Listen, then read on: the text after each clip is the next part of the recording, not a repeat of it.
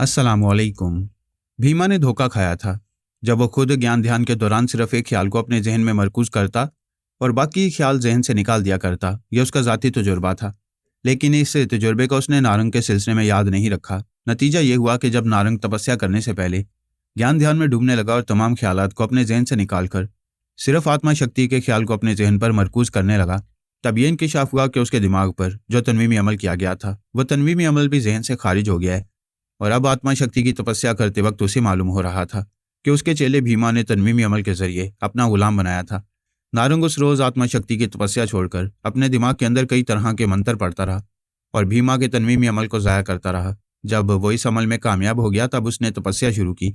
इसी तरह वो भीमा के तनवीमी अमल से महफूज रहा और बज़ाहिर खुद को उसका गुलाम जाहिर करता रहा। दूसरी बार अल्पा उसके पास तनवीमी अमल करने आई थी। उस वक्त वो अपने पूरे होशो हवास में था और ये समझ रहा था कि भीमा ने अल्पा को उसके दिमाग में पहुंचाया है। जब अल्पा उस पर तनवीमी अमल करने लगी तो वो जानबूझकर उसके ट्रांस में आ गया था, लेकिन अपने चोर ख्यालात को छुपाए रखा था। अल्पा ने अगरचे उसके ख्यालात बड़ी देर तक पढ़े थे, लेकिन चोर ख्यालात का खाना बंद था। लिहाजा वो ये समझती रही कि जो कुछ वो पढ़ रही है उसमें चोर ख्यालात शामिल हैं। बहरहाल भीमा की तरह अल्पा भी धोखा खा चुकी थी।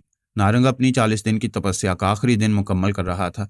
उसने अल्पा से झूठ कहा था कि आज से तीसरे दिन तक आत्मा शक्ति की तपस्या करता रहेगा। तब उस तपस्या के 40 दिन पूरे होंगे, जबकि 40 दिन उसी दिन रात के 12 बजे पूरे होने वाले थे। नारंग ने झूठ कहा था, अल्पा को धोखा दे रहा था कि वह तपस्या में मसरूफ है, जबकि वो चाहता था कि बाकी 2 दिन वह तपस्या नहीं करेगा। लेकिन खामोश रहकर अल्पा और भीमा के हालात मालूम करता रहेगा कि वह अब तक क्या करते रहे हैं और आइंदा क्या करने वाले हैं। वो 24 घंटों में 15 घंटे तपस्या करता था। इन 15 घंटों में कभी भीमा दास के दिमाग में नहीं आता था। वो जानता था ऐसे वक्त वो दायरे के अंदर रहता है, ना उसे जाना चाहिए ना कोई दूसरा वहां जा सकता है। इसी तरह अल्पा ने भी यही सोचा कि 15 घंटे तक नारंग के पास जाना जरूरी नहीं है। वो तो उसका गुलाम बन ही चुका है। जब भी उस दायरे से बाहर आएगा वो उसका गुलाम ही बनकर रहेगा। उसने उस रात 12 बजे आत्मा शक्ति की तपस्या मुकम्मल कर ली। इस बात से बहुत खुश हुआ और मुतमईन हुआ कि उसने वाकई मुकम्मल आत्मा शक्ति हासिल कर ली है। फिर वह इस दायरे से बाहर आया, अपनी एक छोटी सी झोंपड़ी में पहुंचकर आराम करने लगा। ऐसे वक्त अल्पा उसके दिमाग में आई। उसने उसकी सोच की लहरों को महसूस किया, लेकिन अनजान बना रहा और ये तासुर देता रहा कि वो उसका गुलाम है और उसकी सोच की लहरों को महसूस नहीं कर रहा है। अल्पा ने उसे मुखातिब किया, अबे कुत्ते, मेरी सोच की लहरों को महसूस नहीं कर रहा है? वो फौरन ही हाथ जोड़कर बोला, हाँ हाँ मैं सुन रहा हूँ। आप मैडम अल्पा हैं। अब मैं तेरे लिए ज़िंदगी भी हूँ और तेरे लिए मौत भी हूँ। तूने मुझे बहुत परेशान किया है। अब मैं तेरी ज़िंदगी हराम कर दूंगी। तू मरना चाहेगा, मैं तुझे मरने नहीं दूंगी। तुझे तड़पा तड़पा कर जिंदा रखूंगी और गुलामों की तरह तुझसे अपना काम करवाऊंगी। वो बदस्तूर हाथ जोड़ते हुए बोला, मैं तो आपका गुलाम हूँ। आप मुझे दुख देंगी, मैं दुख सहूंगा। आप मुझे खुशी देंगी, मैं आपका शुक्रिया अदा करता रहूंगा। जब मैं आपका गुलाम बन चुका हूँ तो आप मुझे मुआफ़ कर दें। मैं कभी तुझे मुआफ़ नहीं करूंगी। चल खाना गर्म करके खा ले और आराम से सो जा। और ये बता कि अब तपस्या के 40 दिन पूरे होने में 2 दिन रह गए हैं। सिर्फ 2 दिन रह गए हैं, उसके बाद मेरी आत्मा शक्ति मुकम्मल हो जाएगी। अब तेरी वो आत्मा शक्ति मेरे काम आया करेगी। जब मैं आपका गुलाम हूं तो मेरी हर चीज़ सलाहियत आप ही के काम आया करेगी। मैं जा रही हूँ, फिर सुबह किसी वक्त आऊँगी। थोड़ी देर बाद नारंग ने महसूस किया कि वो जा चुकी है, क्योंकि उसकी मखसूस सोच की लहरें महसूस नहीं हो रही थी। वो आराम से गर्म किया हुआ खाना खाने लगा और सोचने लगा कि अल्पा ने अपने ऊपर काला अमल कराया था, जिसके नतीजे में उसने अपने दिमाग को मुर्दा बना लिया था। हो सकता है कि इस काले अमल का असर खत्म हो चुका हो। ये मालूम करना चाहिए कि उसके दिमाग में ख्याल खोने के जरिए पहुंचा जा सकता है या नहीं। वो खाने के दौरान में सोचता रहा। फिर ये तदबीर समझ में आई कि भीमा के लबो लहजे को इख्तियार करके ख्याल ख्वानी की परवास करे। अगर अल्पा ने उसकी सोच की लहरों को महसूस कर लिया तो ये समझ नहीं पाएगी कि नारंग ने उसके दिमाग में आने की कोशिश की है। वो यही समझेगी कि भीमा ऐसी कोशिश कर रहा है। वो खाने के बाद चारपाई पर आकर आराम से लेट गया। फिर उसने अल्पा के लबो लहजे को अच्छी तरह जहन नशीन किया। इसके बाद ख्याल ख्वानी की परवास की। अल्पा का दिमाग मुकफ्फल किया हुआ था। उसकी सोच की लहरें उसके दिमाग तक ना जा सकीं, लेकिन उसकी डमी के दिमाग में पहुंच गईं, क्योंकि उसकी सोच का लबो लहजा भी वही था। सोफिया ने अपने दिमाग में नई सोच की लहरों को महसूस करते हुए पूछा, कौन है? बस इतना सुनते ही नारंग ने उसे जल्जले का एक झटका पहुंचाया तो डमी चीखें मारती हुई बिस्तर पर तड़पने लगी। आफरीदी ने फौरन उसे अपने बाजू में खींचकर जकड़ते हुए पूछा, क्या हुआ तुम्हें? क्या तकलीफ महसूस हो रही है? वो दिमागी तकलीफ बर्दाश्त करने की कोशिश कर रही थी और बोलने की कोशिश कर रही थी, लेकिन आफरीदी से कुछ बोल नहीं पा रही थी। नारंग उसके मुतासिर दिमाग में रहकर आफरीदी की आवाज़ सुन रहा था। उसने उसकी भी आवाज़ और लबो लहजे को जहन में रखकर ख्याल ख्वानी की परवाज़ की। फिर उसके दिमाग में पहुंचकर जल्जले का झटका पहुंचाना चाहा, लेकिन एक छींक मारते ही वो उसके दिमाग से बाहर निकल गया। अपनी जगह दिमागी तौर पर हाजिर होकर उसने हैरानी से सोचा, ये क्या बात हुई? उसने चींक मारी और मैं उसके दिमाग से निकल आया। उसने फिर ख्याल खानी की परवास की, उसके दिमाग में पहुंचा। फिर दूसरी मर्तबा चीख मारती वो दिमागी तौर पर अपनी चारपाई पर हाजिर हो गया। शदीद हैरानी से सोचने लगा ये कौन है और कैसे अजीब तरीके से अपने दिमाग में आने से रोक रहे। उसने सोचा वो जो भी है उससे बाद में निमट लेगा, फिलहाल अल्पा की खबर लेना चाहिए। वो यही समझ रहा था कि अल्पा के दिमाग में पहुंच चुका है। जब वो दोबारा उसके दिमाग में गया तो वो निढाल से हो गई थी। उसकी सोच की लहरों को महसूस नहीं कर रही थी। उसकी दिमागी कमजोरी से फायदा उठाकर नारंग उसके ख्यालात पढ़ने लगा। तब पता चला कि वह अल्पा नहीं है, अल्पा की डमी है। उस वक्त रात के 2 बजे थे। अल्पा आधी रात को ही अपनी डमी के दिमाग में आकर ये इत्मीनान कर चुकी थी कि वो आफरीदी के साथ सो रही है। अब सुबह ही बेदार होगी। ये इत्मीनान करने के बाद वो चली गई थी। अब सुबह से पहले उसके दिमाग में नहीं आ सकती थी। यह ऐसा सुनहरी मौका था जिसे नारंग फायदा उठाने लगा। वो सोफिया थी मगर उसे डमी अल्पा बनाया गया था। उसके ख्यालात ने बताया कि उसके पास जो जवान है उसका नाम दलेर आफरीदी है। वो उसे बेइंतहा मोहब्बत करती है। ऐसे ख्यालात पेश करने के बावजूद वो अब भी खुद को अल्पा समझ रही थी। उस वक्त तनवीमी अमल का असर था। नारंग ने सोचा पहले इस पर तनवीमी अमल किया जाए। इसके दिमाग से अल्पा के अमल को ख़त्म कर दिया जाए। इसके बाद इस डमी को अपनी मामूला और महकूम बनाया जाए और अल्पा को यह धोखा देता रहेगा कि वो डमी उसी की मामूल है। इस ख्याल के मुताबिक वो उस पर तनवीमी अमल करने लगा। वो थोड़ी देर बाद आंखें बंद करके सो गई। आफरीदी उसके पास था। ये देखकर मुतमईन हो गया कि उसकी महबूबा को आराम आ गया है। वो भी उसके पास लेट गया। बेचारा ये नहीं जानता था कि नारंग उसकी महबूबा पर तनवीमी अमल कर रहा है। नारंग ने पहले उसके जहन को वॉश किया, अल्पा के तनवीमी अमल को यकसर ख़त्म किया। फिर उसे कई तरह के सवालात किए। उस पर तनवीमी अमल करना चाहा तो उसे किसी तरह की रुकावट का एहसास हुआ। पता चला कि तनवीमी अमल कर रहा है, लेकिन इस अमल से दिमाग पूरी तरह मुतासिर नहीं हो रहा है। तब वो उस डमी के दिमाग से निकलकर अपने दिमाग में कई तरह के मंत्रों का जाप करने लगा। वो अपने काले अमल से मालूम करने लगा कि रुकावट क्यों पैदा हो रही है। वह थोड़ी देर तक कई तरह के मंत्र पढ़ता रहा। फिर उसे पता चला कि किसी दूसरे ने भी उस डमी अल्पा पर काला अमल किया है, जिसके नतीजे में उस पर कोई दूसरा टेलीपैथी जानने वाला तनवीमी अमल नहीं कर सकेगा और ना ही अल्पा से उस डमी को मुकम्मल तौर पर छीन सकेगा। नारंग समझ गया कि जेकब रॉबिन ने ऐसा किया है। तब वो बाकायदा काले अमल का तमाम सामान लाकर फर्श पर रखकर अमल करने के लिए बैठ गया और सुबह 4 बजे तक मुख्तलिफ तरह के अमल करता रहा और मंत्र पढ़ता रहा। इन मंत्रों को डमी अल्पा की तरफ मुंतकिल करता रहा। आखिर उसका दिमाग जेकब रॉबिन के काले अमल से आज़ाद हो गया। नारंग अपने अमल में कामयाब होने के बाद ख्याल खानी के जरिए उस डमी के दिमाग में पहुंचा। अब वो खुद को अल्पा नहीं समझ रही थी। अपनी असलियत उसे याद आ गई थी और वह खुद को सोफिया के तौर पर पहचान रही थी। उसके ख्यालात से पता चला कि वो खुद टेलीपैथी नहीं जानती है। अल्पा उसके दिमाग में आकर टेलीपैथी के जरिए भीमा को धोखा दिया करती थी। तब नारंग ने सोचा उसके दिमाग को मुकफ्फल कर दिया जाए ताकि अल्पा दोबारा उसके अंदर ना पहुंच सके। इस तरह वो सोफिया नारंग के ज़ेर असर रहेगी। जब भी वो चाहेगा अपने मखसूस लबो लहजे के साथ सोफिया के दिमाग में पहुंचकर उससे अपना कोई काम ले सकेगा। फिलहाल वो उसके लिए कोई ज़्यादा ज़रूरी नहीं थी, लेकिन अल्पा से इंतकाम लेना था, इसलिए वो उसकी डमी को उससे दूर कर देना चाहता था। उसने तनवीमी अमल के जरिए सोफिया के दिमाग को मुकफ्फल कर दिया। उसके ख्यालात ने यह बताया कि दलेर आफरीदी योगा का माहिर नहीं है और वो सांसें रोककर ख्याल ख्वानी की लहरों को दिमाग से भगाना नहीं चाहता है। उसे एक ही तरीका मालूम था कि दिमाग बेचैनी महसूस करते ही फौरन छींक मार दिया करता था। इस तरह नारंग को पता चला कि आफरीदी भी सोफिया की तरह टेलीपैथी जानता है, ना कोई गैर मामूली सलाहियत रखता है और ना ही टेलीपैथी जानने वालों का दुश्मन है। उससे किसी का कोई ताल्लुक नहीं है। तब नारंग ने सोफिया के दिमाग में ये बात पैदा की कि वो आफरीदी को इस हद तक आमादा करे कि वो उसकी सोच की लहरों को अपने दिमाग में आने दे और उस पर जो तनवीमी अमल किया जाएगा उसे कबूल करे ताकि उसके दिमाग को मुकफ्फल कर दिया जाए। आफरीदी सोफिया से वादा कर चुका था जब भी एक दूसरे से जुदा होंगे तो वो उसकी सोच की लहरों को अपने दिमाग में आने देगा। लिहाजा वो इस बात पर राजी हो गया कि सोच की लहरों को अपने दिमाग में आने देगा और जो बेचैनी होगी उसे बर्दाश्त करेगा। नारंग उसके दिमाग में पहुंच गया। अगरचे वो बेचैनी महसूस कर रहा था, लेकिन नारंग ने अपने अमल के जरिए उसे गहरी नींद सुला दिया। उस पर भी तनवीमी अमल किया, चूंकि वो दुश्मन नहीं था और ना ही आइंदा उसे दुश्मनी की तवक्को थी और ना ही वो कोई गैर मामूली सलाहियत का हामिल था, इसलिए उसकी तरफ से कोई अंदेशा नहीं था। नारंग ने उस पर मुख्तसर सा तनवीमी अमल किया। उसके दिमाग को भी सोफिया के दिमाग की तरह मुकफ्फल किया। उन दोनों के दिमागों में ये बात नक्श कर दी कि वह 1 घंटे की तनवीमी नींद सोने के बाद इस बंगले से निकल जाएंगे और अल्पा और भीमा की पहुंच से दूर चले जाएंगे। अल्पा ने यह समझते हुए भी नहीं समझा कि बाज़ औक़ात कुदरती ज़राए नामालूम तरीक़ों से बंदों का तहफ़्फ़ुज़ करती हैं और कुदरत दलेर आफरीदी को तहफ़्फ़ुज़ फराहम कर रही थी। अब उसका दिमाग मुकफ्फल हो गया था। सिर्फ नारंग ही उसके दिमाग में पहुंच सकता था।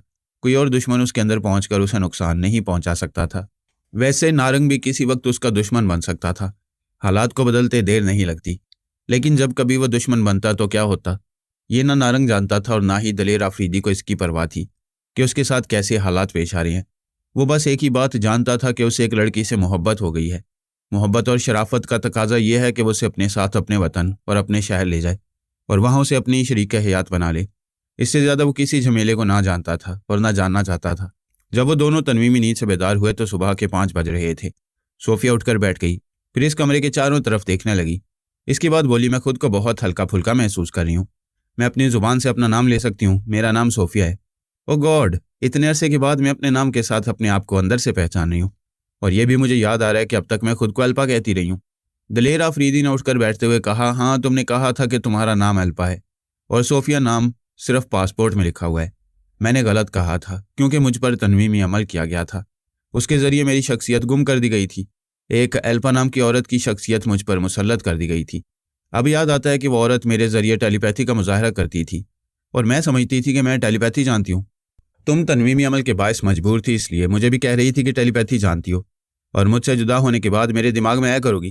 खुदा का शुक्र है कि मैंने तुम्हें दिमाग में आने नहीं दिया, वरना टेलीपैथी जानने वाली मेरे साथ भी वही सलूक करती जो तुम्हारे साथ करती रही थी। सोफिया ने उसके हाथ को अपने दोनों हाथों में लेकर कहा, अफरीदी, हमें यहाँ से कहीं दूर चले जाना चाहिए। मैं तो पहले ही तुमसे कहता रहा हूँ, लेकिन तुम उस अल्पा के इख्तियार में थी, इसलिए मेरी बात नहीं मान रही थी। मैं तो अभी चलने को तैयार हूँ। ठीक है, हम एक बैग में ज़रूरी सामान रख लेते हैं और अभी यहाँ से निकलते हैं। वो वहाँ से उठकर अलमारी खोलकर एक सफरी बैग निकाल कर बोली, मैं इसमें ज़रूरी सामान रख रही हूँ। तुम जाकर देखो भीमा सो रहा है या जाग रहा है। आफरीदी उस कमरे से बाहर निकल आया। फिर उस बंगले के दूसरे हिस्सों से गुजरकर उसने एक कमरे में देखा। वो फर्श पर चटाई बिछाए सो रहा था। उसने सोचा था अगर जागता होगा तो उसे मुकाबला करना होगा। उसकी अच्छी तरह पिटाई करके किसी तरह उसको बेहोश करके वहाँ से फरार होना पड़ेगा।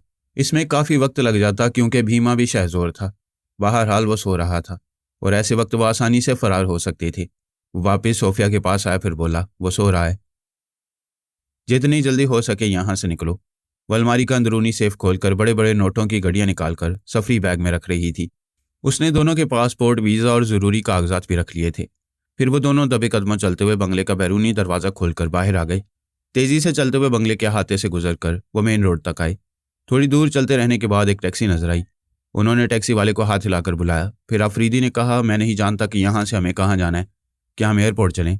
वो बोली, पहले वीज़ा पर यहाँ से वापसी के लिए मोहर लगवाना होगा, उसके बाद हम एयरपोर्ट जाकर टिकट लेकर यहाँ से तुम्हारे वतन जा सकते हैं।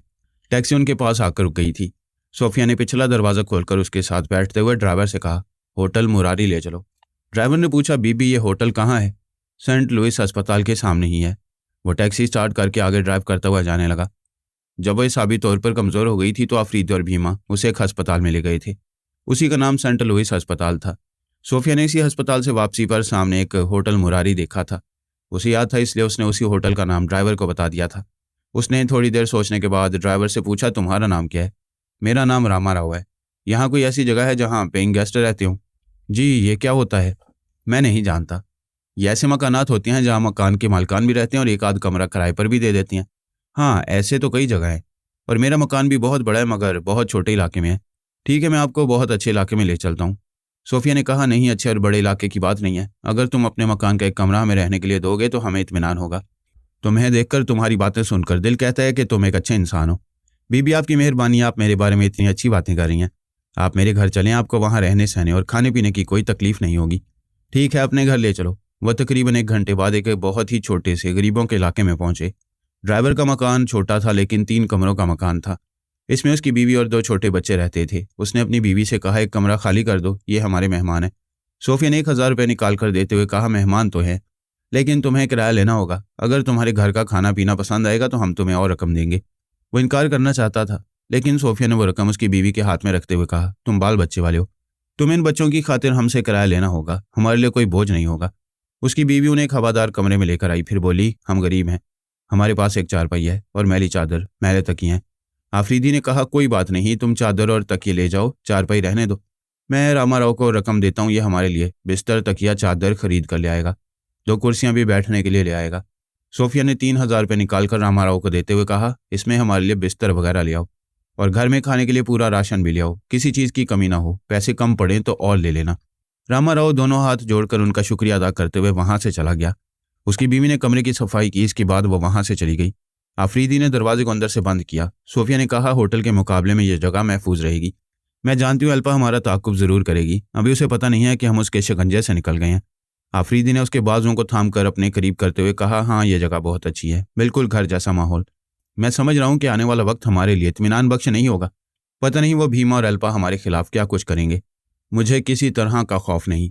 मैंने देखा है तुमने भीमा जैसे पहाड़ को सर से टकरा कर जख्मी कर दिया था। वो उसकी गर्दन में बाहें डालकर बोली, मैं तुम्हारे साथ रहकर पहाड़ों से और तूफानों से टकरा जाऊंगी, मगर तुम्हारा साथ नहीं छोड़ूंगी। अफरीदी ने उसे दोनों बाजों के हिसार में कैद कर लिया। वो दोनों 24 घंटे पहले एक दूसरे के लिए अजनबी थे। वो फ़लस्तीन की रहने वाली थी और अफरीदी पाकिस्तान से आया था, और दोनों हज़ारों मील दूर रहने के बावजूद एक हो गए थे। मोहब्बत एक मकनातीसी जंजीर है, जिसकी कशिश से दुनिया के दो सिरे खिंचे हुए एक दूसरे से आकर जंजीर की कड़ी की तरह मिल जाते हैं। ऐसा देखने में नहीं आता कि दो या दो से ज़्यादा दोस्त हम मजाज हम ख्याल हों, लेकिन त्रीजा ऐसी मिसाल पेश कर रहे थे। वो तीनों बरसों से हम मजाज और हम ख्याल थे। इतनी मजबूत दोस्ती और पायदार इत्तेहाद की असल वजूहात ये थी कि वो किसी मामले में एक दूसरे पर शुबा नहीं करते थे और हमेशा एक दूसरे की बेहतरी का ख्याल रखते थे। चंद दिनों से जे काफू को अपने दोनों दोस्तों जे सामू और जे फ्लो की बेहतरी और सलामती की फिक्र लाहक हो गई थी। वह समझ रहा था, जब तक ये अपनी महबूबाओं के साथ इज़्दवाजी और घरेलू जिंदगी गुजारते रहेंगे, उस वक्त तक दुश्मनों की तरफ से अंदेशा रहेगा और उनकी किसी गलती या किसी कमजोरी से दुश्मन उन तीनों का सुराग लगा लेंगे। ऐसे अंदेशों से बचने के लिए और अपने दोस्तों की सलामती के लिए जे काफू ने पिछले दिनों रीटा को इस तरह हलाक किया था कि उसकी मौत कार का एक हादसा साबित हुई थी। इस तरह उसने जे फ्लो की महबूबा से दुश्मनी तो की थी, लेकिन अपने दोस्त जे फ्लो के लिए एक मुहाफिज दोस्त का फ़र्ज भी अदा किया था। बाज़ औक़ात दोस्ती बड़े दुश्वार गुजार मराहिल से गुजरती है। जे काफू के सामने अपने दोनों दोस्तों जे फ्लो और जे सामू की बेहतरी और सलामती थी, और दूसरी तरफ उन्हीं दो दोस्तों की इज़्दवाजी मुसर्रतों का ख्याल भी था। उसने ये फैसला किया कि इज़्दवाजी मुसर्रतें किसी वक्त भी किसी के साथ हासिल हो सकती हैं, लेकिन इन दोस्तों की ज़िंदगी में किसी भी औरत को मुस्तकिल तौर पर नहीं आना चाहिए। अब जे सामू की महबूबा मोना रह गई थी। उसकी तरफ से भी यही अंदेशा था कि कभी उसकी किसी गलती से या किसी कमज़ोरी से दुश्मनों को उनका सुराग लगाने का मौका मिल जाएगा। एक रात जे सामू अपनी महबूबा जय मोना के साथ गहरी नींद सो रहा था, तो जे काफू ने मोना के दिमाग में पहुंचकर उस पर एक मुख्तसर सा तनवीमी अमल किया और उसके जहन में यह नक्श किया कि दूसरे दिन वह शॉपिंग के लिए जाएगी तो अपने महबूब जय सामू की लालमी में जूद असर ख्वाब आवर गोलियां खरीदेगी। इन गोलियों को छुपा कर रखेगी। फिर दूसरी रात जब जे सामू सो जाएगा तो वह एक एक गोली निगलती जाएगी और पानी पीती जाएगी। इस तरह कम से कम 10-12 गोलियां हलक से उतार कर आराम से सो जाएगी। फिर जे काफू ने सोचा दूसरी रात जे सामू अपनी महबूबा मोना के साथ ना रहे तो बेहतर है। उसने जे सामू और जे फ्लो से कहा उन दोनों को उसके पास छुप कर आना चाहिए। वह ज़रूरी मामलात पर गुफ्तगू करेंगे। तीनों कभी खुद को एक दूसरे से बरतर या कमतर नहीं समझते थे। इसके बावजूद वो दोनों जे काफू की बहुत इज्जत करते थे और ज़्यादातर उसी के मशवरों पर अमल करते थे। वह दूसरे दिन शाम को जे काफू की रिहाइशगाह में छुप छुपा कर पहुँच गए। फिर वहाँ आराम से बैठकर गुफ्तगू करने लगे। जे काफू ने कहा, हम कैनी बॉल को दुश्मन टेलीपैथी जानने वालों से निजात दिलाने के लिए अब तक जद्दोजहद करते रहे। उसे निजात दिला चुके हैं। वो एक आज़ाद और खुद मुख्तार टेलीपैथी जानने वाला है, लेकिन हमने ये सिर्फ जे फ्लो की महबूबा रीटा की खातिर किया था क्योंकि वो उसका भाई था। जे फ्लो ने बड़े दुख से कहा, हाँ वो मेरी रीटा का भाई था, लेकिन अब रीटा मेरी ज़िंदगी से इतनी दूर जा चुकी है कि कभी वापस नहीं आएगी। जे काफू ने कहा, जो कुछ हो चुका है अब उसके बारे में जज्बाती होकर ना बोलो, उसे भूल जाओ, काम की बातें करो। हम तो काम की बातें करने आए हैं। हमें अब यह तय करना चाहिए कि रीटा नहीं रही, लिहाजा हमें कैनी बॉल से भी ताल्लुक़ नहीं रखना चाहिए। यह हमने इब्तदा ही में फ़ैसला किया था कि हम तीनों अपने सिवा कभी किसी चौथे पर ना भरोसा करेंगे, न उसे कभी मुस्तकिल अपना दोस्त बनाएंगे। जे सामू ने कहा, दुरुस्त कहते हो, उसकी खातिर ही हमने अमरीकी अकाबरीन से दोस्ती की थी। इस तरह दोस्ती करके हमने फ़ायदा भी उठाया है। तनवीमी अमल के ज़रिए अमरीकी अकाबरीन के दिमागों को मुकफ़ल किया है। उन अकाबरीन के दिमागों में सिर्फ हम तीनों ही जा सकते हैं। जे काफू ने कहा, यह हमने बहुत बड़ी कामयाबी हासिल की है। अब अगर हम अमरीकी अकाबरीन के वफादार ना भी रहे तो उनके दिमागों में चोरी छुपे जाकर उनके तमाम मंसूबे मालूम कर सकती हैं। जे सामू ने पूछा, उनके वफादार रहने में क्या नुकसान है? उनके बदलते हुए सियासी हालात का असर हम पर पड़ सकता है। उनके मुखालिफ टेलीपैथी जानने वाले कभी हमें भी नुकसान पहुंचा सकते हैं। जैसा कि नीलमा ने बैजोन को ट्रैप किया है, उसे अपना गुलाम बना लिया है। फिर यह ताज़ा तरीन इतला है कि बाबा साहब के इदारे और जमहूरिया चीन में दोस्ती हो रही है। उन दोनों की दोस्ती अमेरिका को बहुत नुकसान पहुंचाएगी और उनके ज़रिए उनके टेलीपैथी जानने वाले हम तक भी किसी न किसी तरह पहुंच सकते हैं। हमें यह नहीं सोचना चाहिए कि हम बिल्कुल महफूज हैं और कभी कोई हमारे करीब नहीं आ सकेगा। जे फ्लो ने कहा, हम कभी खुशफहमी में मुब्तला नहीं रहते, हमेशा मोहतात रहते हैं और जगह बदलते रहते हैं। ये तुम्हारी बात दिल को लग रही है कि अमेरिका से वफादारी निभाएंगे तो मुखालिफ टेलीपैथी जानने वालों की नज़रों में रहेंगे और वह मुखालिफ किसी वक्त भी मौका पाकर हमें भी नुकसान पहुंचाएंगे। अमेरिका से थाईलैंड और जमहूरिया चीन तक जितने अहम मामलात थे और जिस तरह हालात तेज़ी से बदल रहे थे, वो उन पर तफसीली गुफ्तगू कर रहे थे। उन्होंने रात का खाना एक करीबी रेस्तोरान में जाकर खाया। खाने के दौरान में जे काफू ने एक जरा ख्याल ख्वानी की और मोना के दिमाग में पहुंचकर देखा तो वो सोने के लिए जा रही थी और उससे पहले एक एक गोली निकलती हुई पानी पीती जा रही थी। जे काफू अपने दोनों साथियों से बातें भी करता रहा और वक्फे वक्फे से चंद सेकंड के लिए मोना के दिमाग में जाकर देखता भी रहा। उसने 12 गोलियां पानी के साथ निकल ली थी और अब बिस्तर पर लेटने जा रही थी। ऐसे ही वक्त रेस्तोरां में जे सामू खाते खाते एकदम से घबरा कर बोला, गजब हो गया, मेरी मोना ने 12 ख्वाबावर गोलियां खा ली हैं, वो मौत को गले लगा चुकी है, मुझे फौरन उसके पास जाना चाहिए। वो सब रेस्तोरां से उठ गए, बिल अदा करके बाहर आए। जे काफू ने अनजान बनकर पूछा, वो इतनी तादाद में ख्वाबावर गोलियां क्यों खाएगी? क्या तुमसे उसका झगड़ा हुआ है? नहीं, हम दोनों बहुत मोहब्बत से रहते हैं, पता नहीं उसने क्यों ऐसा किया है। वो तीनों अपनी कार में बैठकर तेजी से ड्राइव करते हुए उधर जाने लगे।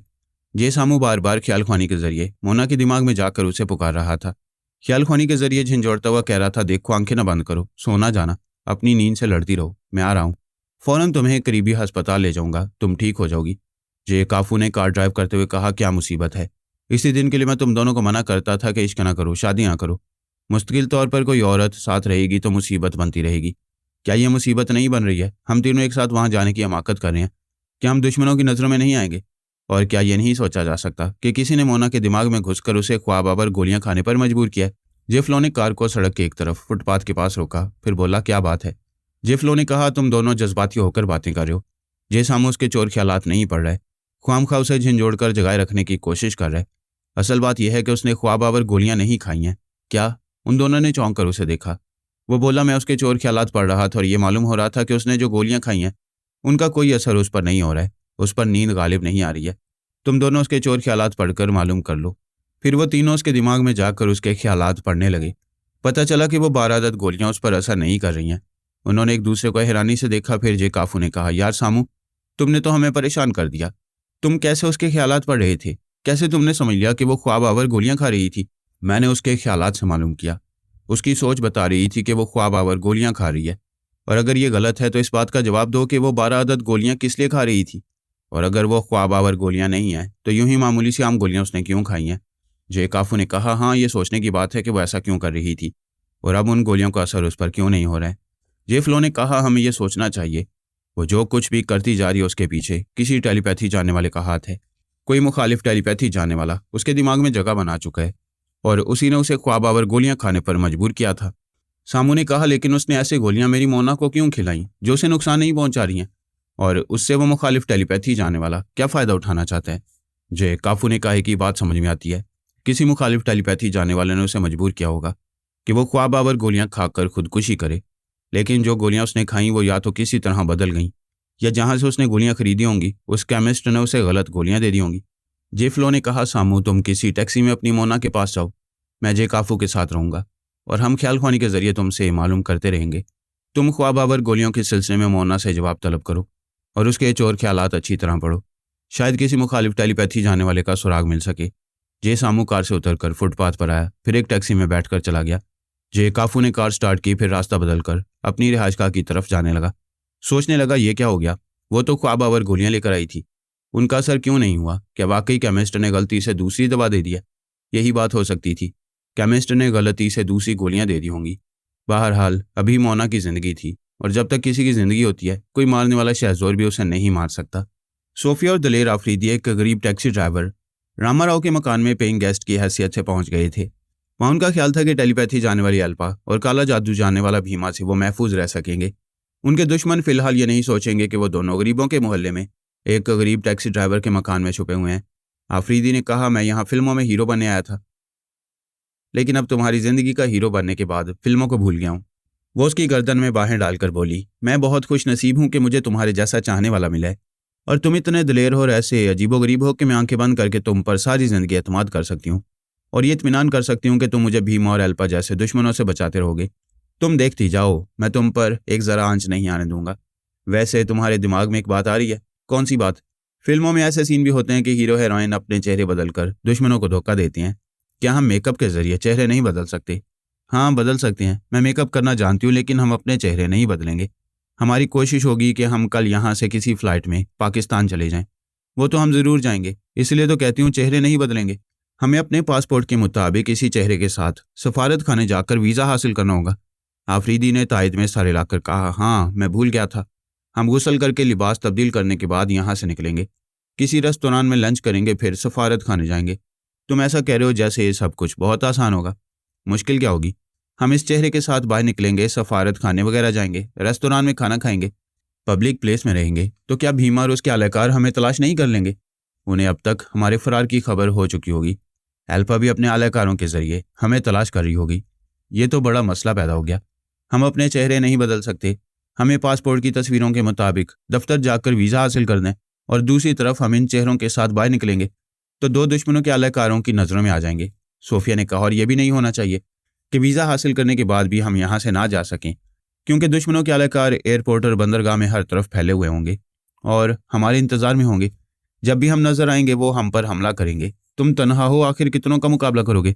जबकि उनके जरिए अल्पा और भीमा अपनी गैर मामूली सलाहियतों को आजमाएंगे। इन सलाहियतों के सामने तुम बेबस हो जाओगे। मेरे बेबस होने की बात ना करो, मुझे गुस्सा आ जाता है। क्या तुम मुझे कमज़ोर समझती हो?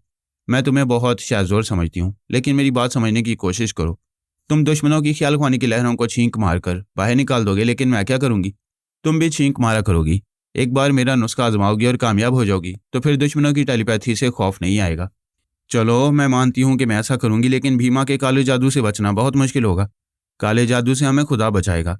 तुमको पता नहीं है कि हमारे एक बुजुर्ग हैं, उन्होंने मुझे दुआएं दी हैं और मेरी हिफाजत के लिए उन्होंने जिस तरीके पर मुझे अमल करने के लिए कहा है मैं उस पर अमल करता हूँ। उस वक्त तक कोई दुश्मन मुझ पर गालिब नहीं आ सकेगा। मैं तुम्हारी बात को तस्लीम करती हूँ, लेकिन यह भी ज़रूरी है कि जब किसी बुजुर्ग की मदद हमारे साथ हो तो हमें भी अपनी जहानत से और अपनी तदबीरों पर अमल करते हुए दुश्मनों से महफूज रहने की कोशिशें करनी चाहिए।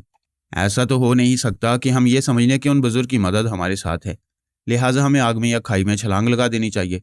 ये तो सरासर मौत को दावत देने वाली बात होगी। आफरीदी थोड़ी देर तक सोचता रहा, फिर बोला, हालात कुछ भी हों, हमें यहाँ से जाना है और वीज़ा ज़रूर हासिल करना है। हाँ, ये तो ज़रूरी है। ठीक है, अभी हम यहाँ से गुस्ल करके लिबास तब्दील करके निकलेंगे, जो होगा देखा जाएगा।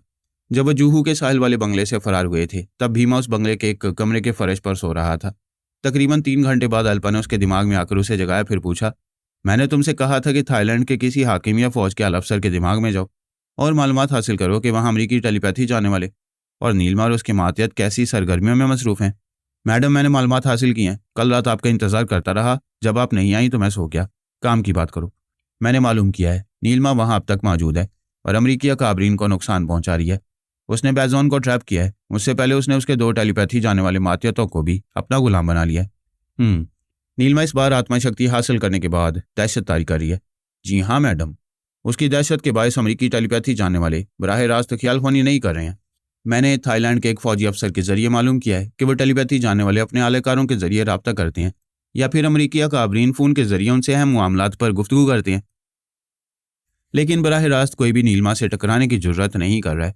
मशरक़ बईद के सियासी हालात में भी बड़ी तेज़ी से तब्दीलियाँ आ रही हैं। टेलीपैथी के हवाले से नीलमा बड़े हंगामे बर्पा कर रही है। क्या ऐसे वक्त बाबा साहब के दायरे से ताल्लुक़ रखने वालों का वहाँ कोई सुराग मिल रहा है? अभी थाईलैंड वगैरह में उनकी मौजूदगी का पता नहीं चल रहा, लेकिन एक बहुत बड़ी बात हो रही है। वो ये कि जमहूरिया चीन और बाबा साहब के दायरे वालों के दरमियान मुआहदा हुआ है, उनके दरमियान दोस्ती हो चुकी है।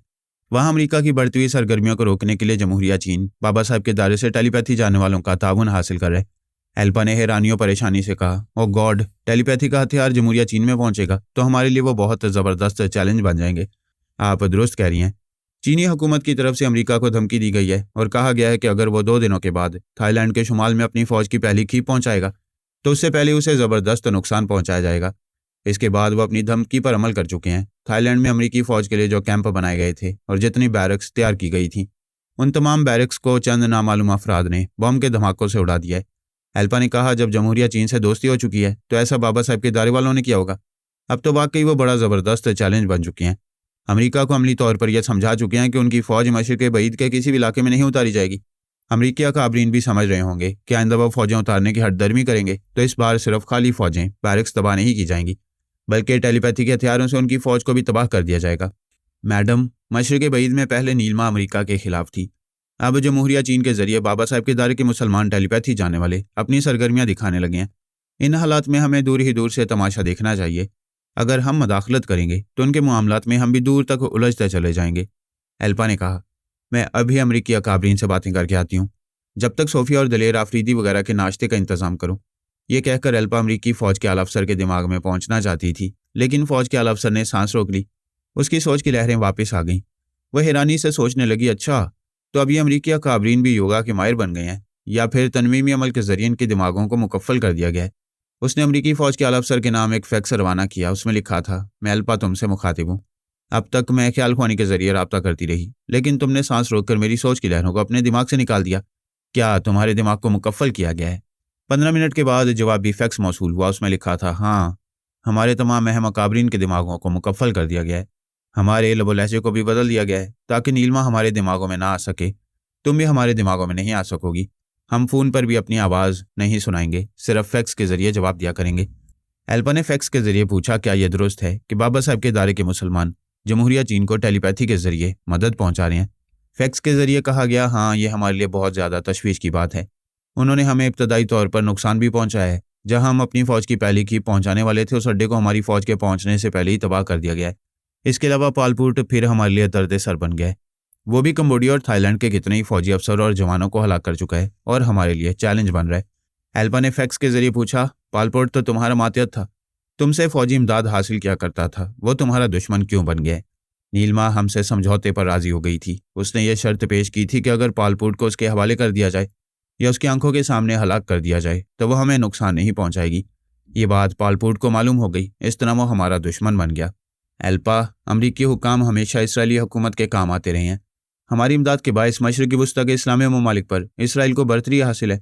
अब हम पर बुरा वक्त आया है, तुम्हें हमारे साथ ताउन करना चाहिए। एल्पा ने फैक्स के जरिए जवाब दिया, हाँ ज़रूर ताउन करना चाहिए, लेकिन मशरक़ बईद में तुम्हारे हालात बहुत बुरे हैं। हर तरफ से तुम्हारे खिलाफ महाजराई हो रही है। पालपोर्ट जैसा मामूली दुश्मन भी तुम्हारे लिए दर्द सर बन गया। फिर बाबा साहब के दायरे से ताल्लुक़ रखने वाले मुसलमान अपनी टेलीपैथी के जरिए हुकूमत चीन के लिए बहुत मजबूत कुव्वत बन गए हैं। मैं इन हालात में वहाँ मुदाखलत करूँगी तो मुझ पर भी मुसीबतें नाजिल हो सकती हैं। वहाँ से कहा गया, तुम पर कैसे मुसीबतें नाजिल हो सकेंगी? तुमने तो कुछ ऐसा अमल कराया है कि तुम्हारे दिमाग में दुनिया का कोई टेलीपैथी जानने वाला नहीं पहुंच सका है। तुम कहाँ रुपोश रहती हो ये कोई नहीं जानता, फिर तुम्हें कौन नुकसान पहुंचा सकेगा? एल्पा ने कहा, मैंने इससे भी ज़्यादा ताकत हासिल की है। मेरे 2 टेलीपैथी जानने वाले मातहत काले जादू में भी महारत रखते हैं। मुझे किसी का खौफ नहीं है, लेकिन मैं मोहतात रहना चाहती हूँ और मोहतात रहकर तुमसे ताउन कर सकती हूँ। हमें बताओ, तुम मोहतात रहकर किस तरह हमसे ताउन करोगी? आपको सबसे पहले ये सोचना चाहिए कि जमहूरिया चीन और मुसलमानों का इत्तेहाद किस तरह ख़त्म किया जाए। बाबा साहब के इदारे और जमहूरिया चीन के दरमियान अगर मुआहदे पर अमल ना हो सके तो एक बहुत बड़ा महाज कमज़ोर पड़ जाएगा। तुम दुरुस्त कहती हो, हमें इस महाज को सबसे पहले कमज़ोर बनाने की कोशिश करनी चाहिए, लेकिन हम खुलकर फरहाद और उसके टेलीपैथी जानने वालों के खिलाफ कुछ करना नहीं चाहते। इससे पहले बहुत कुछ करके बहुत नुकसान उठा चुके हैं, मैं जानती हूँ, लेकिन दरे पर्दा उनके खिलाफ महाजराई हो सकती है और ऐसा तुम भी कर सकती हो। मुझे ये बताया गया है कि बाबा साहब के दायरे वाले सिर्फ ख्याल ख्वानी के जरिए चीनी काबरीन से रब्ता कर रहे हैं। ये दोनों के अफराद एक दूसरे के पास आते जाते हैं, और अगर आते जाते हैं तो चीनी बाशिंदों को फ्रांस में दाखिल होने की इजाज़त क्यों दी जा रही है? हुकूमत फ्रांस ने उनके दाखिले पर पाबंदी आयद कर दी है, लेकिन बाबा साहब के दायरे के मुसलमान ख्याल ख्वानी के जरिए छुप कर जाते होंगे तो हम उनका सुराग नहीं लगा सकते। वैसे जमहूरिया चीन के त्यारे जितने ममालिक से परवाज़ करते हैं, उन ममालिक के तमाम एयरपोर्ट्स पर और वहाँ के सफारत खानों में हमारे सुराग रसां मौजूद हैं। हमारी खुफिया एजेंसी भी ऐसे लोगों की टो में रहती है जो खुफिया तरीके से सफ़र करते हुए जमहूरिया चीन की तरफ जाना चाहते हैं। ये तरीक़ेकार बहुत अच्छा है, इस तरह छुप कर जाने वाले नज़रों में आ सकती हैं। मैं तुम्हारे मामलात पर गौर करी हूँ कि मुझे किस तरह तुम्हारे साथ ताउन करना चाहिए। 1 आध घंटे बाद दोबारा फैक्स के जरिए रब्ता करूँगी। उस वक्त मैं चाहूँगी कि मुझे उन तमाम सुराग रसानों के दिमागों में पहुँचाया जाए जो जमहूरिया चीन के त्यारों और उनके सफारत खानों की निगरानी कर रहे हैं। मैं फिर रब्ता करूँगी। ये कहकर उसने रब्ता ख़त्म कर दिया। फिर ख्याल ख्वानी की परवाज़ करती हुई भीमा के पास पहुंची तो वो परेशान होकर बोला, मैडम गज़ब हो गया, सोफिया और दिलेर आफरीदी यहाँ मौजूद नहीं हैं, कहीं चले गए हैं। कहाँ गए हैं? क्या तुमने उनके दिमागों में पहुंचकर मालूम नहीं किया? मैंने कई बार उनके दिमागों में पहुंचना चाहा, वो सांस रोक लेते हैं। क्या कह रहे हो? क्या उनके दिमागों को किसी ने मुकफ्फल कर दिया? ये कहकर उसने खुद ही ख्याल ख्वानी की परवाज़ की। पहले सोफिया के दिमाग में पहुंचना चाहा तो उसने सांस रोक ली। फिर उसने दिलेर आफरीदी के दिमाग में पहुंचना चाहा तो उसने भी सांस रोक ली। वो भीमा के दिमाग में वापस आकर बोली, वाकई वो दोनों सांस रोक लेते हैं। इसका मतलब तो यह है कि किसी ने उनके दिमागों पर तनवीमी अमल किया है, लेकिन किसने किया है? मैडम, ये बात समझ में नहीं आ रही है। मैंने अभी अपने 4 आलेकारों को एयरपोर्ट और 4 आलेकारों को मुंबई की बंदरगाह में रहने और उन दोनों को तलाश करने को हुक्म दिया है। उनसे कह दिया कि जो भी सोफिया और दलेर आफरीदी के नाम का पासपोर्ट लेकर सफ़र करने के लिए आएँ, उन्हें आगे सफ़र करने का मौका ना दिया जाए, किसी तरह उन्हें ट्रैप किया जाए। ये तुमने अच्छा किया है, लेकिन वहाँ दूसरी छोटी बड़ी बंदरगाहें भी हैं, वो वहाँ से भी फरार हो सकती हैं। फिर ये कि वो हाईवे के रास्ते दूसरे शहर जाकर दिल्ली वगैरह पहुँचकर वहाँ के एयरपोर्ट से सफ़र कर सकती हैं और इस मुल्क को छोड़ सकती हैं। उन्हें तलाश करने के लिए दर्जनों नहीं बल्कि सैकड़ों एहलकारों की ज़रूरत होगी, और ये इतनी जल्दी मुमकिन नहीं है कि हम इतने एहलकार पैदा कर सकें। वह भी मुंबई से बाहर नहीं गए होंगे।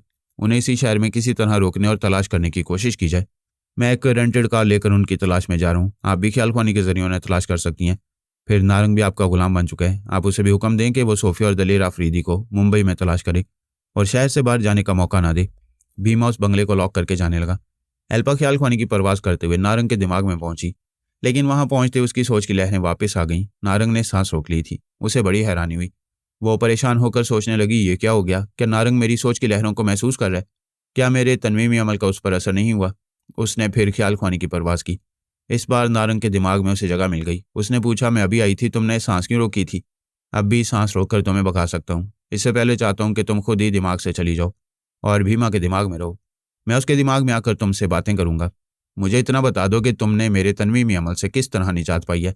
तुम्हारे तमाम सवालों का जवाब भीमा के दिमाग में दूंगा। अब जाओ वरना सांस रोक लूंगा। वो परेशान होकर उसके दिमाग से निकली। फिर भीमा के दिमाग में पहुंचकर बोली, ये क्या मुसीबत आ गई है? उधर सोफिया और दलेर आफरीदी फरार हो गए, इधर नारंग मेरे तनवीमी अमल से आज़ाद हो गया। भीमा ने हैरानी से पूछा, यह कैसे हो सकता है? पहले मैंने उसे अपना मामूल बनाया था, फिर आपने उसे अपना गुलाम बनाया। हम दोनों का तनवीमी अमल बेअसर कैसे हो सकता है? उसी वक्त उसके दिमाग में नारंग की आवाज़ उभरी, ऐसा हो सकता है और ऐसा हो रहा है, इसलिए मैं तुम्हारे दिमाग में आ गया हूँ। कमीने कुत्ते, तो मेरा वफादार होने का दावा किया करता था। तूने कितनी चालाकी से मुझे अपना मामूल बनाया था, लेकिन यह भूल गया था कि आत्मा शक्ति के लिए तपस्या करने से पहले ध्यान ज्ञान में मसरूफ रहना पड़ता है। उस वक्त तेरे तनवीमी अमल की भी तमाम बातें मेरे जहन से निकल गईं।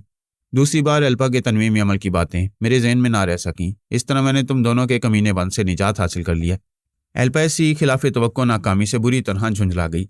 नारंग जैसा जबरदस्त दुश्मन उसकी मुट्ठी से गीले साबुन की तरह फिसल कर निकल गया था। रूहानियत का इल्म हासिल करते रहने वाले कई बुजुर्ग मौजूद थे। वह तमाम बुजुर्ग एक बड़े हॉल में कुर्सियों पर बैठे हुए थे। उनके सामने एक ऊंचे स्टेज पर जनाब अली असदुल्ला तबरेज़ी अपनी कुर्सी पर बैठे हुए तमाम हाजरीन को मौजूदा हालात के मुतल्लिक बता रहे थे। बाबा साहब के दारे और जमहूरिया चीन के दरमियान जो मुआहदा हो चुका था उसके मुतल्लिक तफसीलात बयान करते हुए फरमा रहे थे, हमने इस बात पर आमादगी जाहिर की है कि हमारे चंद टेलीपैथी जाने वाले जमहूरिया चीन के हुक्काम और फौजी अफसरान के साथ रहेंगे और कम्बोडिया, लाओस और थाईलैंड में चीन के खिलाफ जो मुहाजराई हो रही है उस सिलसिले में उन्हें ज़रूरी मालूमात फराहम करते रहेंगे। जनाब तबरेज़ी ने फरमाया, जैसा कि आप हजरात जानते हैं, हमने उनसे ताउन की इब्तदा की है। जनाब अब्दुल्ला वास्ती फरहाद और हमारे एक ज़हीन टेलीपैथी जाने वाले सुराग रसां के साथ चीन रवाना हो चुके हैं, लेकिन इस सिलसिले में एक रुकावट पेश आ रही है। हाजरीन ने सवालिया नज़रों से जनाब तबरेज़ी को देखा। उन्होंने फरमाया, किसी के साथ नेकी करना चाहो तो शैतान आड़े आता है। अमेरिका ने फ्रांस को हमारे खिलाफ भड़काया है और फ्रांस ने जमहूरिया चीन के लोगों को यहाँ आने से मना कर दिया है।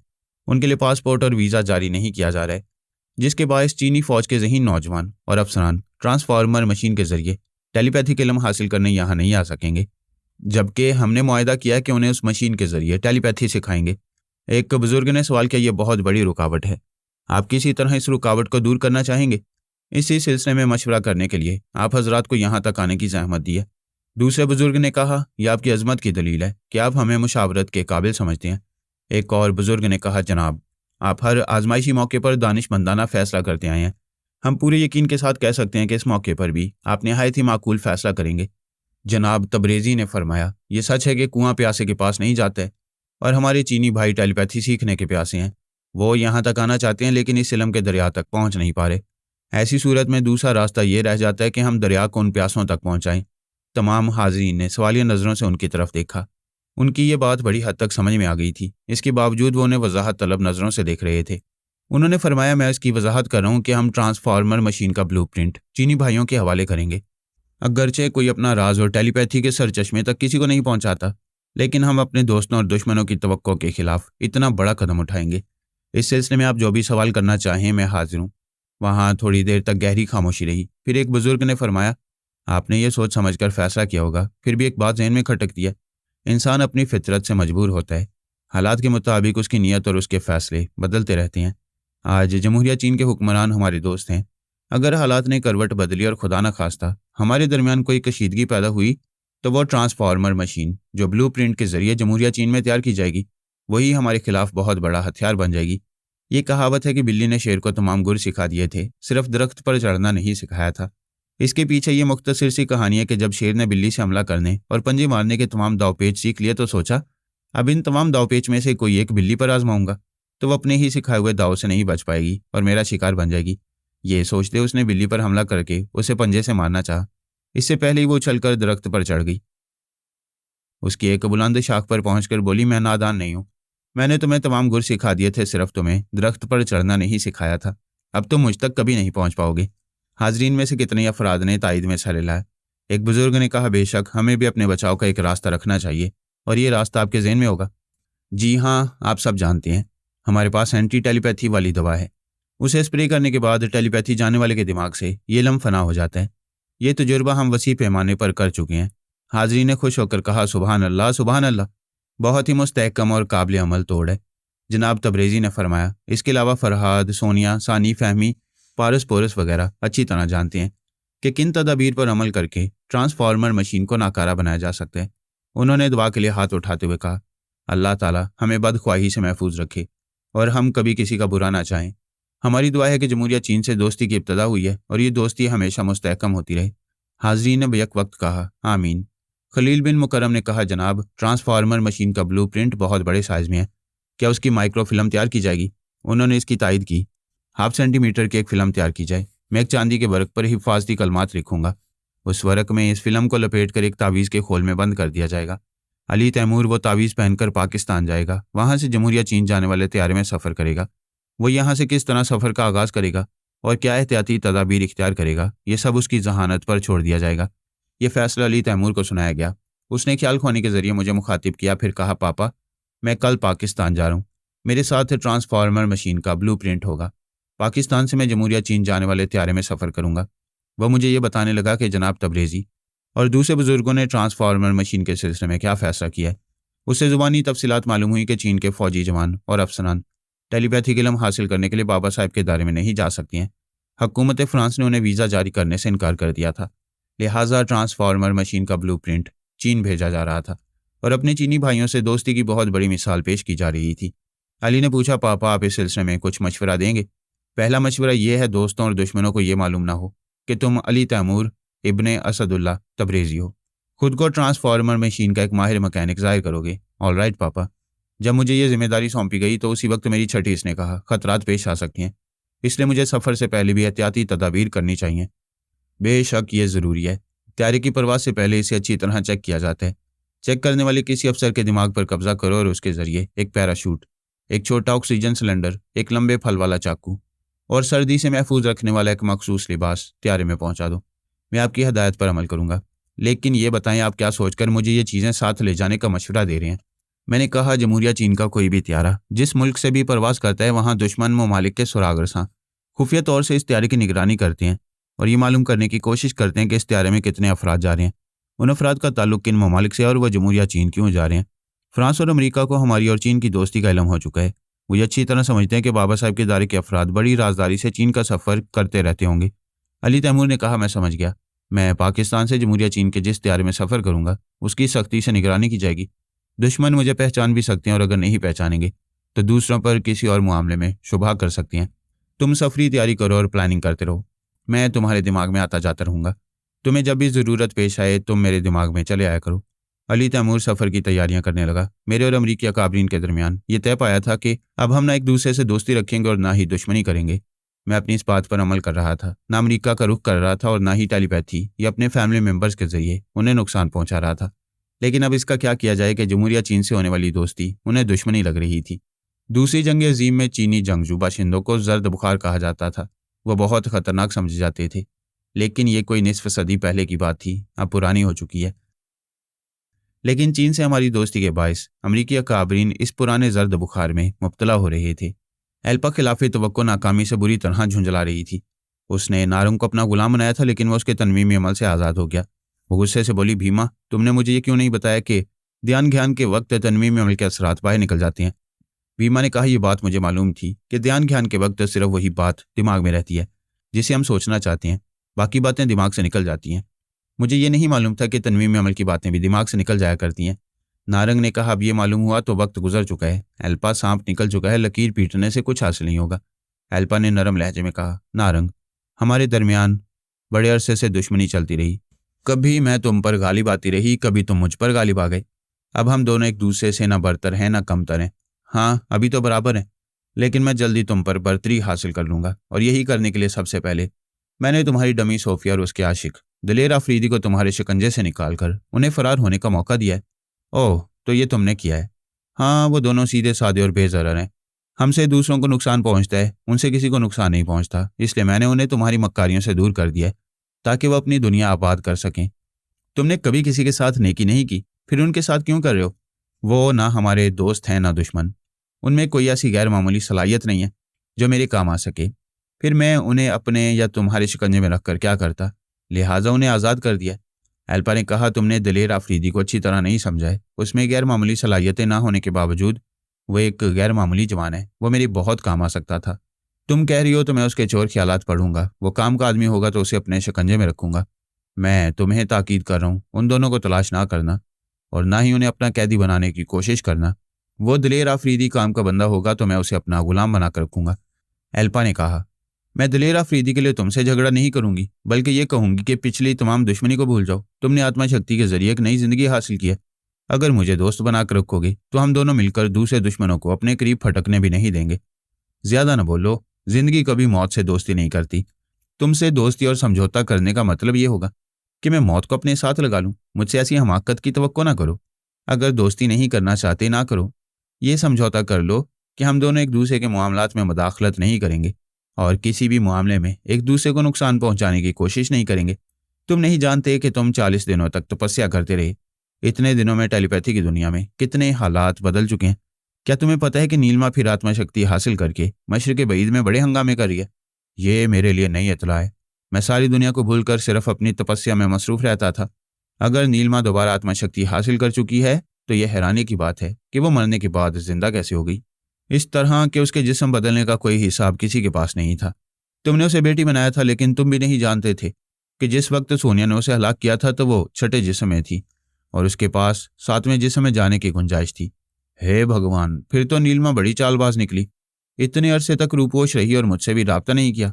भीमा ने कहा, नारंग, मैं तुम्हारे भरोसे के काबिल नहीं रहा, फिर भी कहता हूँ मैडम एल्पा से समझौता कर लो। तुम नहीं जानते कि टेलीपैथी की दुनिया में बड़ी खतरनाक तब्दीलियां हुई हैं।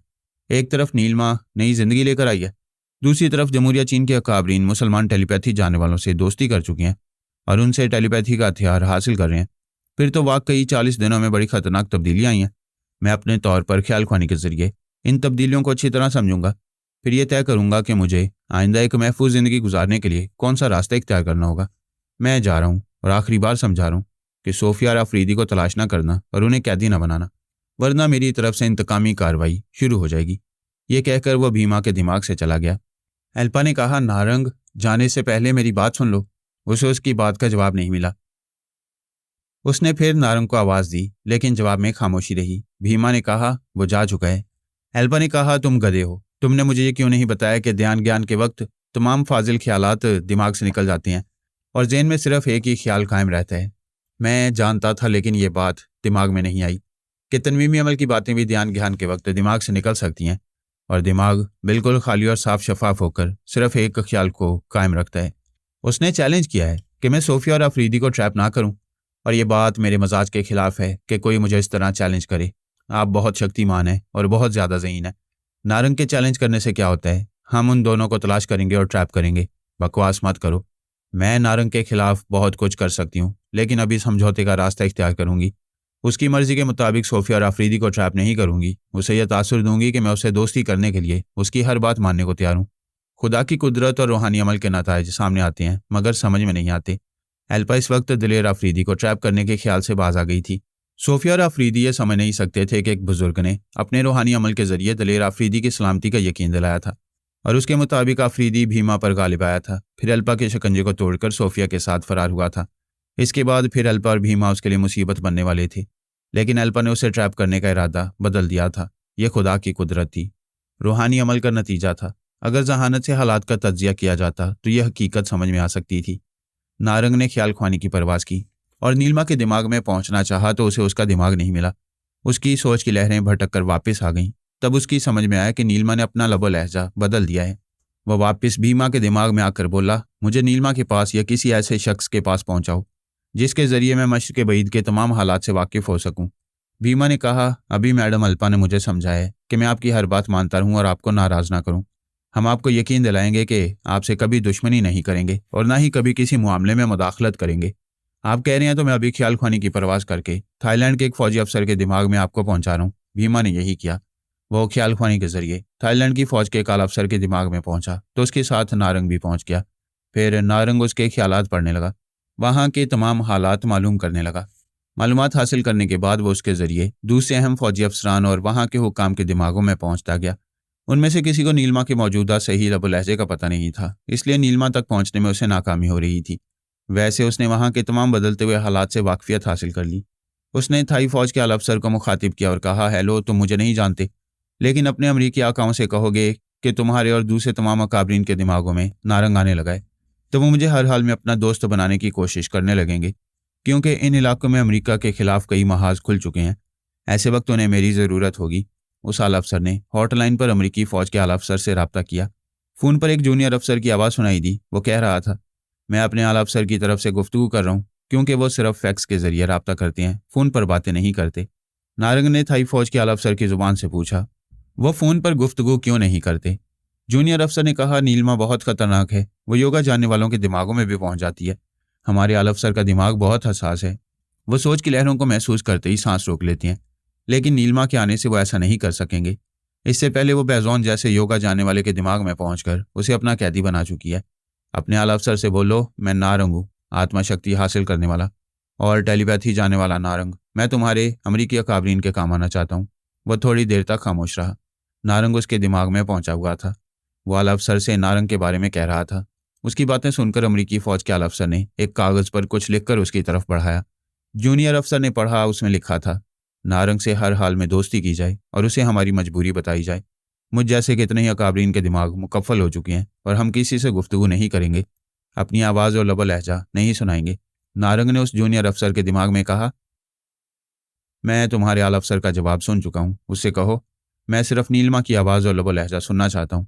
उसके दिमाग में पहुंचकर उसे समझाना चाहता हूँ। मुझे यकीन है कि मेरे समझाने पर वो अमरीका की मुखालफत से बाज आ जाएगी। फ़ौज के आला अफसर ने जवाब में फिर कागज़ पर लिखा, नारंग से कहा जाए कि वो थाई फ़ौज के आला अफसर के दिमाग में इंतज़ार करे। अभी हमारे एक टेलीपैथी जानने वाला उसके दिमाग में आकर नीलिमा का लबो लहजा सुनाएगा। नारंग उस थाई फ़ौज के आला अफसर के दिमाग में वापस आ गया। थोड़ी देर बाद लेजी गार्ड उस आला अफसर के दिमाग में आया, लेकिन अपनी असली आवाज़ और लबो लहजे से परहेज़ करते हुए उसने फ़र्जी लबो लहजा इख्तियार किया। फिर पूछा, क्या मिस्टर नारंग मौजूद हैं? नारंग ने कहा, हाँ, मैं मौजूद हूँ। मैं नीलिमा के लबो लहजे की नकल कर रहा हूँ, आप तवज्जो से सुने। लेजी गार्ड नीलिमा के मौजूदा लबो लहजे को बार बार दोहराने लगा। फिर नारंग ने कहा, हाँ, मैंने इसे ज़हन नशीन कर लिया है, तुम्हारा शुक्रिया। लेजी गार्ड ने कहा, हमारे अमरीकी अकाबरीन आपकी आमद से और आपके दोस्ताना राब्ते से खुश हैं और आपसे मज़ीद गुफ्तगू करना चाहते हैं, लेकिन फैक्स के ज़रिए गुफ्तगू होगी। मैं नीलिमा से बातें करने के बाद फैक्स के ज़रिए गुफ्तगू करूँगा। वो दिमागी तौर पर अपनी जगह हाजिर हो गया। फिर नीलिमा के मौजूदा लबो लहजे को अच्छी तरह गिरफ्त में लेकर ख्याल ख्वानी की परवाज़ की। सानी ने सोच की लहरों को महसूस करते ही सांस रोक ली। नारंग उसके दिमाग से बाहर चला गया। उसने दूसरी बार कोशिश की, उसके दिमाग में आया, फिर बोला, सांस ना रोकना, मैं नारंग बोल रहा हूँ। सानी ने हैरानी से पूछा, नारंग, क्या तुम नारंग हो? अगर हो तो अब तक कहाँ थे? मैं मुसीबतों से गुजरता रहा हूँ। एल्बा ने मुझसे दुश्मनी की इंतहा कर दी थी, मुझे मार डालने में कोई कसर नहीं छोड़ी थी, मगर मेरी तकदीर अच्छी है कि मैंने दोबारा तपस्या करके आत्मा शक्ति हासिल कर ली है। सानी ने कहा, मुझे यह सुनकर खुशी हो रही है और आपको भी खुशी होगी कि आपकी बेटी ने भी दोबारा एक नई जिंदगी हासिल की है। हाँ, मुझे मालूम है कि तुमने बड़ी ज़बरदस्त आत्मा शक्ति हासिल की है और तुम योगा जानने वालों के दिमागों में भी पहुंच जाती हो। यह सब आपकी दुआएं हैं। मुझे तो आपकी आवाज़ सुनकर खुशी हो रही है। वैसे आप कुछ ख्याल नहीं करेंगे तो मैं एक बात कहना चाहती हूँ।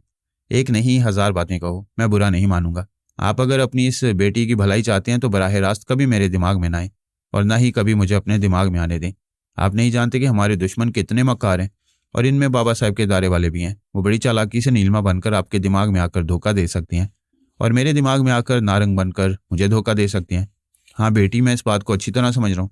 हम एक दूसरे के दिमाग में आइंदा बराह रास्त नहीं आएंगे। मैं अपना एक आलाकार मुकर्रर करता हूँ। तुम उसके दिमाग में पहुंचकर जब चाहोगी मुझसे बातें कर सकोगी। अभी तुम मेरे दिमाग में आ जाओ। सानी उसके दिमाग में पहुंच गई। वो ख्याल ख्वानी की परवाज़ करता हुआ सोफिया के दिमाग में आया। फिर सानी से बोला, नीलिमा, इसका नाम सोफिया है और इसके आशिक का नाम दिलेर आफरीदी है। दोनों बहुत सीधे सादे और बेज़रर हैं, लेकिन दिलेर आफरीदी कुछ गैर मामूली किस्म का जवान है। हम रफ्ता रफ्ता इसे आलाकार के तौर पर आजमाते रहेंगे। सानी ने उसे पूछा, बापू, मैं आपको बापू कहूँ? हाँ हाँ ज़रूर कहो, मुझे खुशी होगी। वो बोली, बापू क्या पहले आपने दिलेर अफरीदी को नहीं आजमाया है? नहीं, मैं पहली बार इन दोनों के दिमागों में इन्हें आलेकार बनाने के इरादे से आया हूँ। तुम खामोश रहो, मैं ज़रा इनसे बातें करता हूँ। ये कहकर उसने सोफिया को मुखातिब किया, हेलो सोफिया, मैं तुम्हारे दिमाग में बोल रहा हूँ। वो एकदम से चौंक गई। उसने दिलेर अफरीदी को देखा, वो एक बिस्तर पर लेटा हुआ किसी सोच में डूबा हुआ था। नारंग ने कहा, अपने महबूब की तरफ न देखो, तुम्हें परेशान नहीं होना चाहिए। मैंने ही तुम्हें और दलेर अफरीदी को अल्पर भीमा से निजात दिलाई है। वो भी तुम लोगों को तलाश करना और फिर ट्रैप करना चाहती थी, लेकिन मैंने सख्ती से मना कर दिया है। वह तुम दोनों से दुश्मनी नहीं करेंगे। सोफिया ने पूछा, लेकिन तुम कौन हो? मैंने पहले तुम्हारी आवाज़ अपने दिमाग में नहीं सुनी। तुम मुझे नहीं जानती हो, मेरा नाम नारंग है, मैं तुम्हारी भलाई के लिए आया हूँ। सोफिया ने अफरीदी से कहा, मेरे दिमाग के अंदर कोई बोल रहा है। अगर तुम उसे नहीं जानती हो तो छींक मार दो। सोफिया ने उसकी बात पर अमल किया। एक छींक मारी। नारंग की सोच की लहरें दिमाग से निकल गईं। इसके साथ ही सानी भी निकल आई। वो नारंग के दिमाग में दोबारा पहुंचकर बोली, ये क्या हुआ? ये तो कुछ अजीब सी बात हो गई। नारंग ने हैरानी से कहा, मेरे लिए भी अजीब सी बात है। ऐसा पहली बार देख रहा हूं कि छींक मारने से ख्याल खुआनी की लहरें बाहर निकल जाती हैं। सानी ने कहा, बापू आपने कहा था कि सोफिया के साथ वो जो इसका महबूब है वो कुछ गैर मामूली किस्म का जवान है। अभी उसने सोफिया से कहा था कि छींक मारो, और उसने छींक मारकर हमें दिमाग से निकाल दिया था। वाकई इस जवान ने बड़ी अच्छी तदबीर बताई है। योगा में महारत हासिल हो या ना हो, छींक मारो और ख्याल खुआनी की लहरों को दिमाग से बाहर निकाल दो। ये बड़ा ज़हीन और चालबाज मालूम होता है, वाकई हमारे काम आ सकता है। नारंग अब उसके चोर ख्यालात पढ़कर उसके बारे में मालूमात हासिल करना चाहता था। लिहाजा ख्याल खुआनी के जरिए उसके दिमाग में पहुंचा तो उसने फौरन ही बेचैनी महसूस करके छींक मारी। नारंग उसके दिमाग से निकल आया। उसने फिर दूसरी बार उसके दिमाग में पहुंचना चाहा तो उसने फिर छींक मारकर उसे दिमाग से निकाल दिया। नारंग ने झुंझलाकर कहा, यह तो अजीब शख्स है, दिमाग में पहुंचते ही छींक मार देता है, कुछ कहने का मौका नहीं देता है। सानी ने कहा, सोफिया से कहा जाए कि वो आपको दिमाग में आने और कुछ कहने का मौका दे। नारंग फिर सोफिया के दिमाग में आकर बोला, छींक ना मारना, पहले मेरी बात सुन लो। मैं तुम लोगों का मददगार हूं, अगर मैं साथ छोड़ दूंगा तो अल्पा और भीमा तुम लोगों को मुसीबतों में डालते रहेंगे, मुझ पर भरोसा करो। वो बोली, भीमा तुम आवाज़ बदल कर बोल रहे हो, मैं अच्छी तरह जानती हूँ तुम्हारे साथ अल्पा भी होगी, लेकिन वो खामोश है। ऐसे ही वक्त रामा राव ने आकर कहा, भोजन का वक्त हो गया है, क्या मैं थाली परोस कर लाऊं? आफरीदी ने कहा, हाँ भूख लगी है, खाना ले आओ। नारंग ने कहा, बेटी मैं इस आदमी की आवाज़ और लबल लहजे को अच्छी तरह गिरफ्त में ले चुका हूँ। इसके दिमाग में रहकर इन दोनों के असाबी कमजोरी में मुब्तला करूंगा तो वो छींकना भूल जाएंगे। सोफिया ने पूछा, क्या तुम मेरे दिमाग में मौजूद हो या जा चुके हो? आफरीदी ने पूछा, तुम किससे बात कर रही हो? क्या वो लोग अभी तक तुम्हारे दिमाग में हैं? अभी भीमा आवाज़ बदलकर मेरे दिमाग में बोल रहा था। आफरीदी ने कहा, तुम कैसी लड़की हो, मेरी बात याद नहीं रखती हो? मैंने कहा था ऐसे वक्त छींक लिया करो। सोफिया ने एक छींक मारी। नारंग फिर उसके दिमाग से निकल गया।